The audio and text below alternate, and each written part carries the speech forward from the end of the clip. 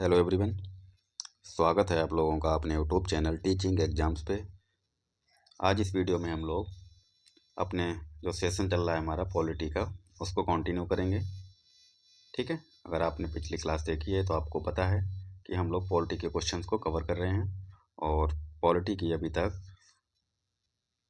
जो क्लासें हो चुकी हैं 7 क्लासें, और सारी क्लासें जो है हमारी PYQ के क्वेश्चन हैं। ठीक है, अभी तक बिहार में जो भी एग्ज़ाम हुए हैं BPSC के द्वारा, तो जो भी क्वेश्चंस कराए गए हैं BPSC के द्वारा वो सारे क्वेश्चंस मैं आपके सामने लेकर आ रहा हूँ। तो अगर आपने पिछली वीडियो नहीं देखी है तो जाके प्लीज़ वीडियो को देखें। BPSC TRE 4 के लिए इम्पोर्टेंट TRE 4 के लिए इम्पोर्टेंट वीडियो हैं। ठीक है, तो चलिए स्टार्ट करते हैं बिना किसी देरी के। तो आप हमारे अगर चैनल पे नए विजिट किए हैं तो प्लीज़ चैनल को सब्सक्राइब करके आप हमें सपोर्ट कर सकते हैं। और अगर वीडियो पसंद आए, वीडियो में जो कंटेंट है वो पसंद आए तो वीडियो को लाइक और शेयर भी करें। तो चलिए स्टार्ट करते हैं बिना किसी देरी के। और हाँ, ये जो हमारे क्वेश्चंस हैं सारे घटना चक्र की बुक से उठाए गए हैं, घटना चक्र से। ठीक है, आपको पता है BPSC तैयारी के लिए घटना चक्र कितनी इम्पोर्टेंट है, क्योंकि सारे इसमें PYQ देखने को मिलते हैं। तो अगर आप TRE 4.0 की तैयारी कर रहे हैं तो आपको पता होगा, बताने की ज़रूरत नहीं है। तो आज का हमारा पहला क्वेश्चन होगा, और हर सेशन में 50+ क्वेश्चंस आपको कराए जाते हैं। ठीक है, तो किसी भी एंगल से आप देखें तो ये क्लास आपके लिए इम्पोर्टेंट है। तो क्वेश्चन पे चलते हैं। भारतीय सर्वोच्च न्यायालय ने किस मुकदमे में सर्वप्रथम संविधान के मूल ढांचे का सिद्धांत दिया था? तो कौन सा मुकदमा था वो? गोकलनाथ बनाम पंजाब राज्य का था, या फिर केशवानंद भारती बनाम केरल राज्य का था? इसके अलावा सी ऑप्शन है मिनर्वा मिल्स बनाम भारतीय संघ का था। तो इसका राइट आंसर है ऑप्शन बी हमारा, केशवानंद भारती बनाम केरल राज्य। और ये मामला कब आया था? ये 1973 में मामला आया था। ठीक है, तो ये इम्पोर्टेंट क्वेश्चन है, कई एग्जाम्स में ये क्वेश्चन पूछा गया है। तो ये देख सकते हैं आप, BPSC में 2023 में भी पूछा गया है। और इसका फैक्ट देखते हैं, इम्पोर्टेंट क्वेश्चन है तो फैक्ट भी आपको पता होना चाहिए प्रॉपर। भारत के उच्चतम न्यायालय ने केशवानंद भारती बनाम केरल राज्यवाद जो था 1973 सर्वप्रथम संविधान के मूल ढांचे के सिद्धांत का प्रतिपादन किया।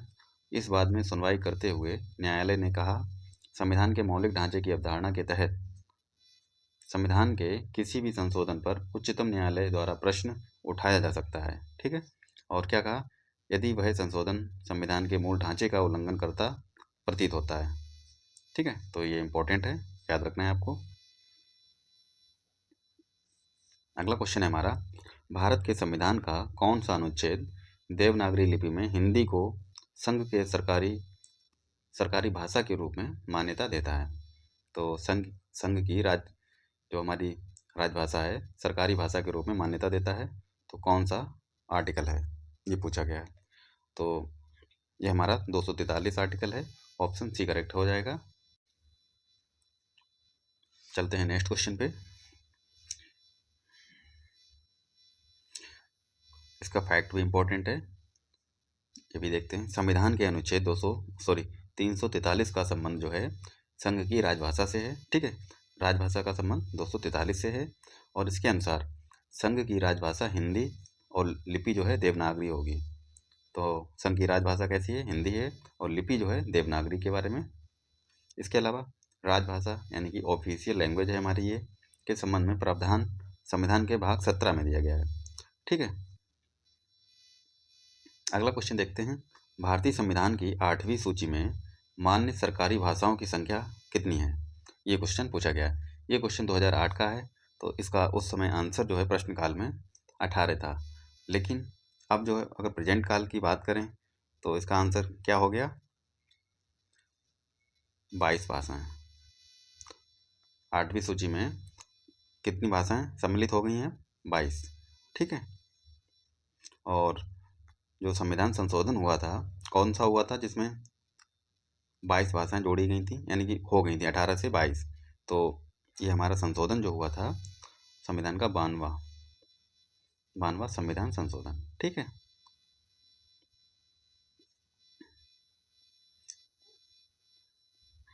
ये भी याद रखना है, ठीक है। तो उस समय का आंसर 18 था, लेकिन अब जो आंसर हमारा होगा, अब जो क्वेश्चन अगर ये पूछा जाता है तो 22। कितनी भाषाएं हैं 8वीं सूची में? 22 भाषाएं हैं, ठीक है जी। देख सकते हैं आप, 92 संविधान संशोधन कब हुआ था? ये 2003 में हुआ था। सिर्फ इससे पहले, मतलब 2003 से पहले 8वीं सूची में कितनी भाषाएं थी? 18। लेकिन 92 संविधान संशोधन होता है, उसके बाद अब 22 भाषाएं हो गई हैं। चलते हैं नेक्स्ट क्वेश्चन पे। क्वेश्चन है हमारा, सामुदायिक विकास कार्यक्रम प्रारंभ हुआ। तो ये सामुदायिक विकास कार्यक्रम जो है कब प्रारंभ हुआ था, ये क्वेश्चन पूछा गया है। तो ये 2 अक्टूबर 1952 को हमारा प्रारंभ हुआ था। तो राइट आंसर हमारा ऑप्शन ए हो जाएगा। और ये क्वेश्चन 2020 में पूछा भी गया है। देख सकते हैं आप, भारत में सामुदायिक विकास कार्यक्रम यानी कि कम्युनिटी डेवलपमेंट प्रोग्राम जो है 2 अक्टूबर 1952 को किया था। इसका उद्देश्य क्या था? भारत में ग्रामीण समुदायों का समग्र विकास। इसका उद्देश्य अगर पूछा जाए तो ग्रामीण समुदाय में समग्र विकास था, ठीक है। चलते हैं नेक्स्ट क्वेश्चन पे। क्वेश्चन है हमारा, पंचायत के चुनाव कराने हेतु निर्णय कौन लेता है? तो अगर जब पंचायत का चुनाव कराना होता है तो इसका निर्णय कौन लेता है? तो राज्य सरकार लेती है। तो राइट आंसर हमारा ऑप्शन बी हो जाएगा। ये क्वेश्चन भी 2020 में पूछा गया है। नेक्स्ट क्वेश्चन देखते हैं। क्वेश्चन है हमारा, पंचायती राज प्रणाली किस सूची में है? तो पंचायती राज प्रणाली राज्य सूची का विषय है। तो ऑप्शन बी हमारा करेक्ट हो जाएगा, राज्य सूची।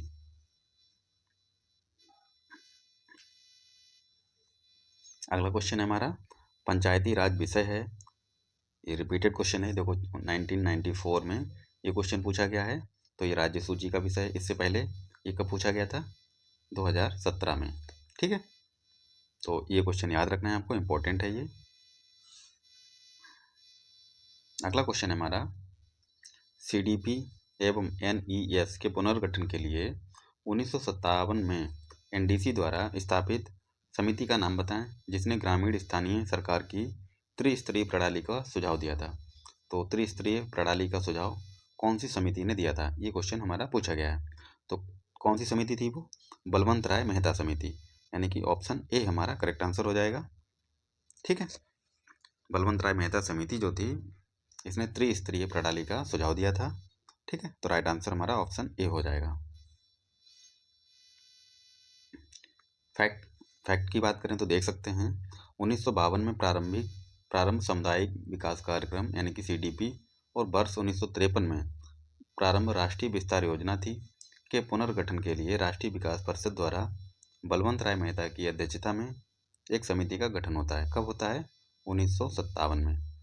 इस समिति ने ग्रामीण क्षेत्रों में त्रिस्तरीय यानी कि जिला स्तर, ब्लॉक स्तर और ग्राम स्तर पर पंचायत प्रणाली का अनुशंसा की थी, ठीक है।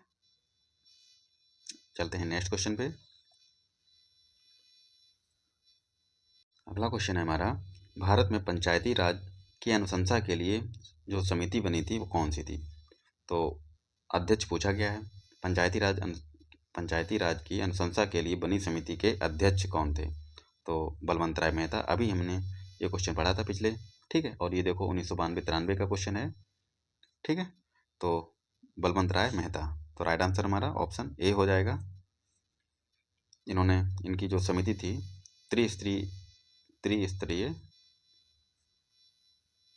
व्यवस्था की बात की थी इन्होंने, ठीक है। अगला क्वेश्चन है हमारा, निम्नलिखित में से किस कमेटी या आयोग ने न्याय पंचायत बनाने की सिफारिश की थी? तो न्याय पंचायत की अगर बात करें तो राइट आंसर हमारा होगा अशोक मेहता कमेटी, ठीक है। ऑप्शन बी हमारा करेक्ट आंसर हो जाएगा। तो अशोक मेहता समिति या कमेटी कब आई थी, ये भी क्वेश्चन बन सकता है। तो 1977 में, ठीक है। ये भी याद रखना है आपको। अगर जीवी राव कमेटी की बात करें तो ये कब आई थी? 1985 में। ये भी याद रखना है, जीवी राव कमेटी, ठीक है। नेक्स्ट क्वेश्चन देखते हैं। क्वेश्चन है हमारा, जिस समिति की सिफारिश पर भारत में पंचायती राज की स्थापना की गई, उसका अध्यक्ष कौन था? पंचायती राज की अगर बात करें तो इसके अध्यक्ष थे बलवंत राय मेहता। ऑप्शन सी हमारा करेक्ट आंसर हो जाएगा। अशोक मेहता की अगर बात करें तो ये किससे संबंधित हैं? न्याय पंचायत से, न्याय पंचायत में। ठीक है, इसमें कन्फ्यूजन होता है तो कन्फ्यूज बिल्कुल नहीं होना है। अशोक मेहता समिति न्याय पंचायत से संबंधित, बलवंत राय मेहता पंचायती राज व्यवस्था से। ठीक है, अगला क्वेश्चन देखते हैं। विकेंद्रीकरण प्रणाली की सिफारिश किसने की थी? तो बलवंत राय मेहता। ऑप्शन सी हमारा करेक्ट आंसर है। ये क्वेश्चन हमारा 2015 में पूछा भी गया है। चलते हैं नेक्स्ट क्वेश्चन पे। क्वेश्चन है हमारा, निम्नलिखित में से किस कमेटी या आयोग ने पंचायत बनाने की सिफारिश की? न्याय पंचायत बनाने की सिफारिश किस आयोग ने की? ये क्वेश्चन हमारा पूछा गया है। तो अशोक मेहता कमेटी। कब आई थी ये? 1977। ठीक है, तो राइट आंसर हमारा ऑप्शन बी हो जाएगा। इसका फैक्ट देख लेते हैं। अशोक मेहता समिति ने न्याय पंचायतों के गठन की सिफारिश की थी। ठीक है, न्याय पंचायत के गठन की सिफारिश किसने की? अशोक मेहता समिति ने। वर्ष 1977 में पंचायती राज व्यवस्था पर सुझाव देने के लिए गठित अशोक मेहता समिति ने वर्ष 1978 में अपनी रिपोर्ट प्रस्तुत की। ठीक है, रिपोर्ट कब प्रस्तुत की? 1978 में, जिसमें पंचायती राज के लिए त्रिस्तरीय प्रणाली के स्थान पर द्विस्तरीय प्रणाली को संस्तुत किया गया। तो इनकी जो प्रणाली थी कैसी थी? द्विस्तरीय। ठीक है, बलवंत राय मेहता की अगर बात करें तो त्रिस्तरीय। ठीक, संस्तुत किया गया। इस समिति ने न्याय पंचायतों को विकास पंचायतों से पृथक निकाय के रूप में गठित किए जाने की अनुशंसा की। किससे? न्याय पंचायत को विकास पंचायत से पृथक करने की। ठीक है, अगला क्वेश्चन देखते हैं, इंपॉर्टेंट है ये भी। अशोक मेहता समिति ने निम्नलिखित की सिफारिश की। तो किसकी सिफारिश की थी? अशोक मेहता की बात कर रहा है, कंफ्यूज बिल्कुल नहीं होना है। ठीक है, तो अभी हमने पिछले क्वेश्चन में फैक्ट में देखा था, द्विस्तरीय की बात की थी अशोक मेहता ने। ठीक है, तो राइट आंसर क्या हो जाएगा? पंचायत राज की द्विस्तरीय सरकार का। ऑप्शन बी हमारा करेक्ट हो जाएगा। अगला क्वेश्चन है हमारा, पंचायती राज का प्रधान लक्ष्य है। तो पंचायती राज की प्रधान लक्ष्य क्या है? मेन लक्ष्य की बात कर रहे हैं तो ग्रामवासियों के बीच प्रतिद्वंद्विता को बढ़ाना, चुनाव में लड़ने के लिए ग्रामवासियों को प्रशिक्षण देना, या फिर ऑप्शन सी ग्रामवासियों में शक्ति का विकेंद्रीकरण करना। तो राइट आंसर हमारा ऑप्शन सी हो जाएगा। चलते हैं नेक्स्ट क्वेश्चन की तरफ।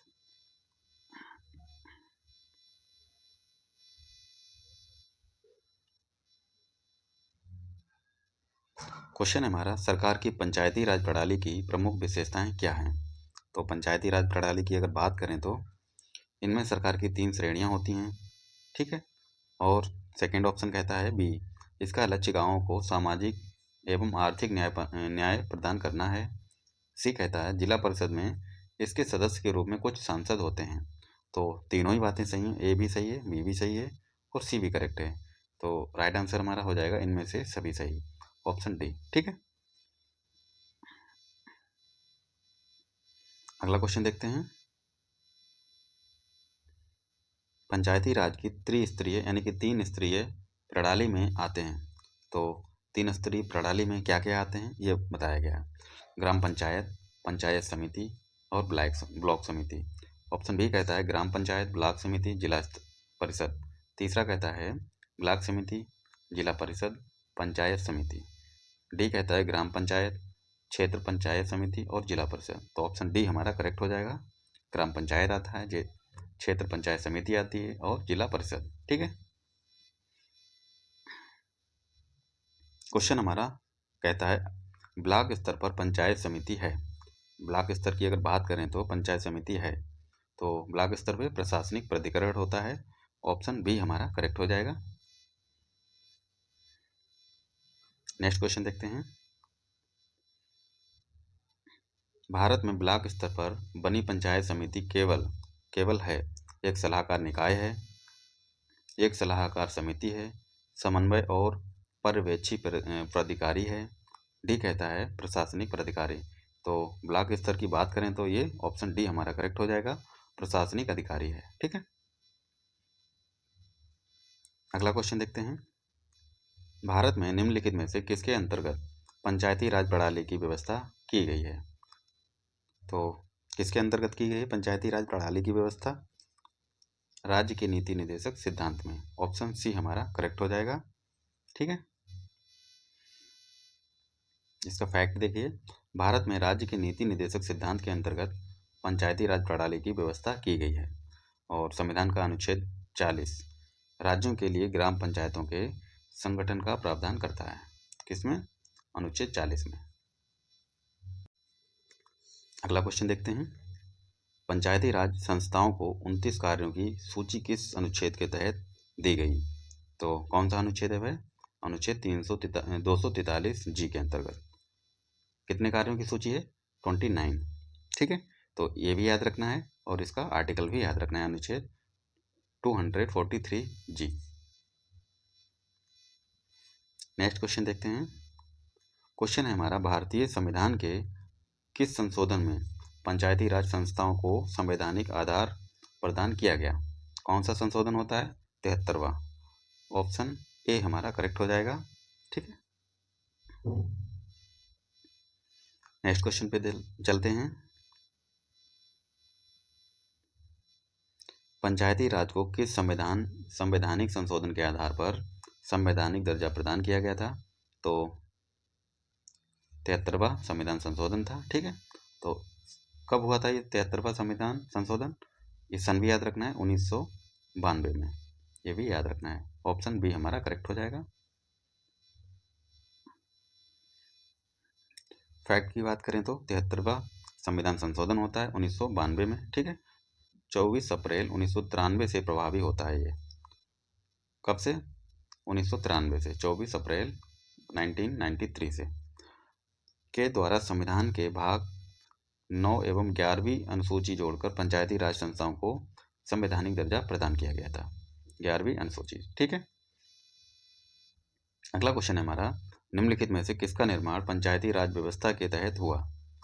किसका निर्माण हुआ था? ये क्वेश्चन पूछा गया है, तो ग्राम पंचायत का हुआ था। ऑप्शन सी हमारा करेक्ट है। ये देखो 2019 में क्वेश्चन पूछा भी गया है। अगला क्वेश्चन है हमारा, भारतीय संविधान के निम्नलिखित अनुच्छेदों में से कौन सा अनुच्छेद राज्य की सरकारों को ग्राम पंचायतों को संगठित करने का निर्देश देता है? तो अनुच्छेद 40 देता है। ठीक है, ऑप्शन बी हमारा करेक्ट हो जाएगा। फैक्ट देख सकते हैं आप, संविधान का अनुच्छेद 40 राज्यों की सरकारों को ग्राम पंचायतों को संगठित करने का निर्देश देता है। कौन सा आर्टिकल? 40। यह संविधान के भाग 4, ठीक है, राज्य के नीति निदेशक तत्वों में शामिल है।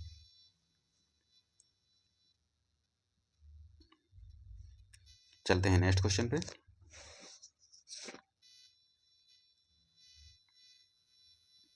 अगला क्वेश्चन है हमारा,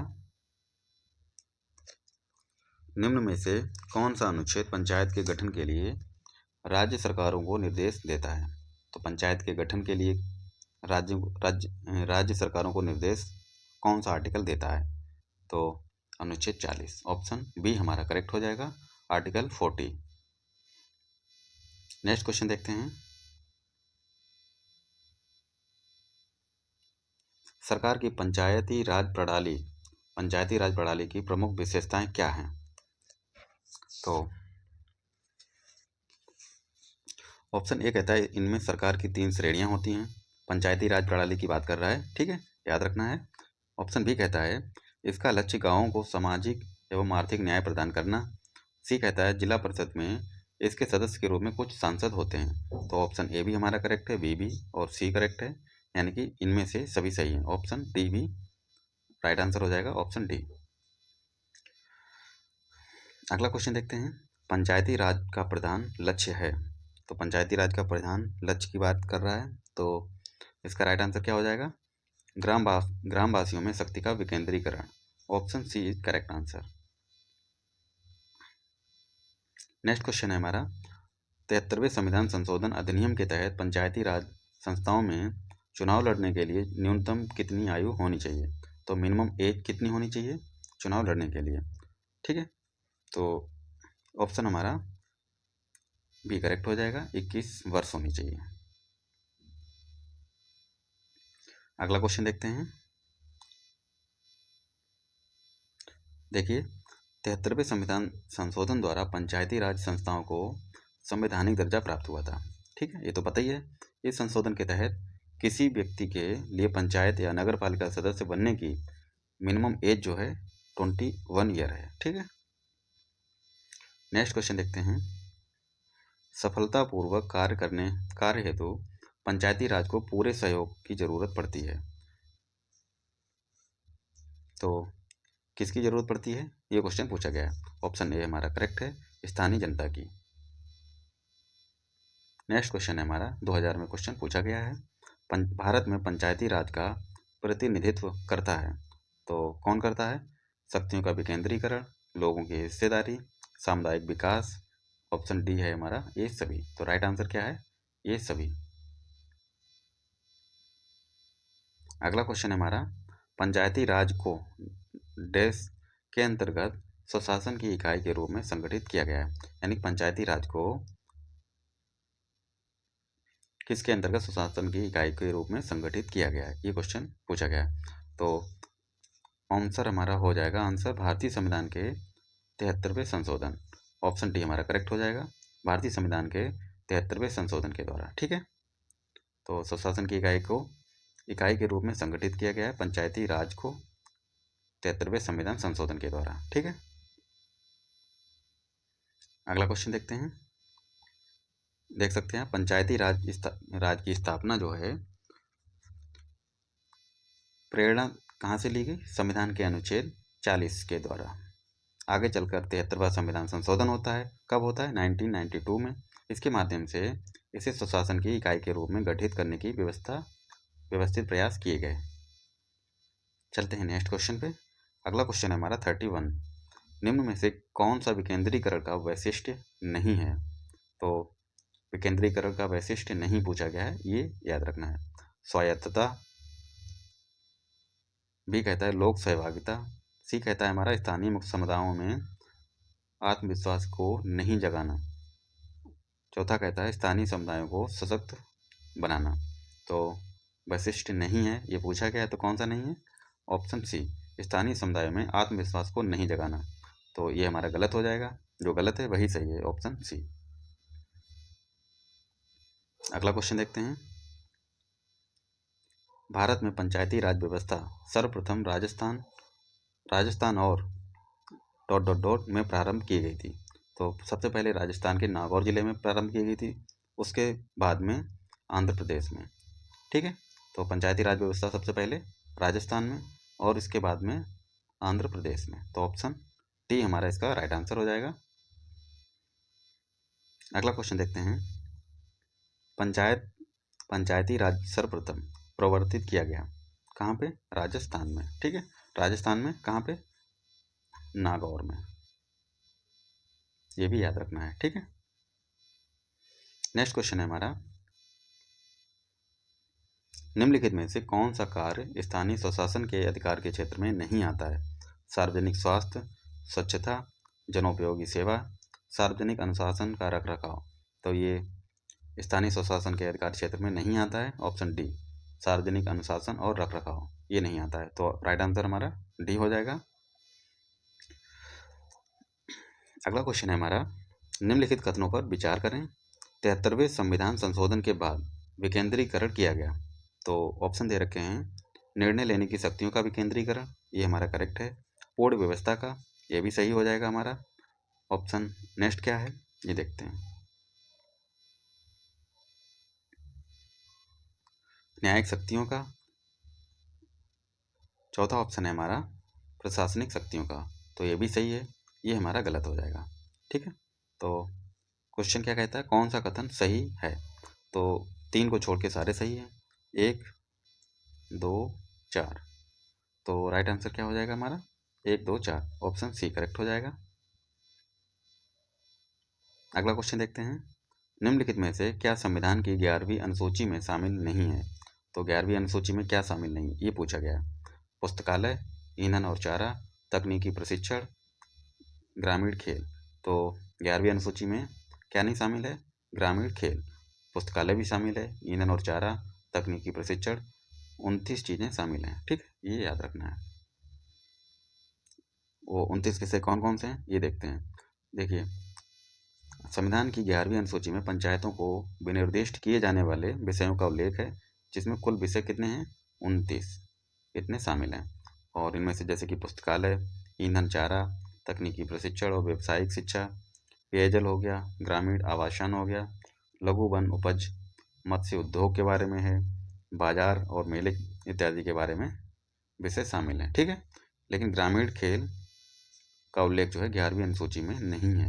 तो राइट आंसर हमारा ग्रामीण खेल। ठीक है, अगला क्वेश्चन है हमारा, अनुसूची 11वें के द्वारा पंचायत राज संस्थाओं को कितने विषयों पर नियंत्रण करने का अधिकार दिया गया है? तो अभी हमने पिछले क्वेश्चन में इसका देखा था, तो कितने? ऑप्शन बी हमारा करेक्ट है, 29 विषय हैं। कितने विषय हैं? 29 विषय हैं। तो साथियों, ये थे आज के कुछ इंपॉर्टेंट क्वेश्चंस। आशा करते हैं आप लोगों को क्लास पसंद आई होगी।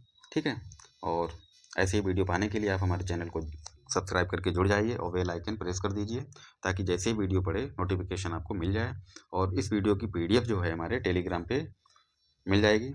टेलीग्राम का जो लिंक है, हमें टेलीग्राम जो है, इसका लिंक जो है डिस्क्रिप्शन में डाल दिया जाएगा, और आप उसको ज्वाइन करें। सारी PDF वहाँ पे अवेलेबल हो जाती हैं फ्री ऑफ कॉस्ट। तो मिलते हैं नेक्स्ट वीडियो पे, तब तक के लिए आप पढ़ते रहिए, मुस्कुराते रहिए और अपना ख्याल रखें, अपनों का रखें। धन्यवाद।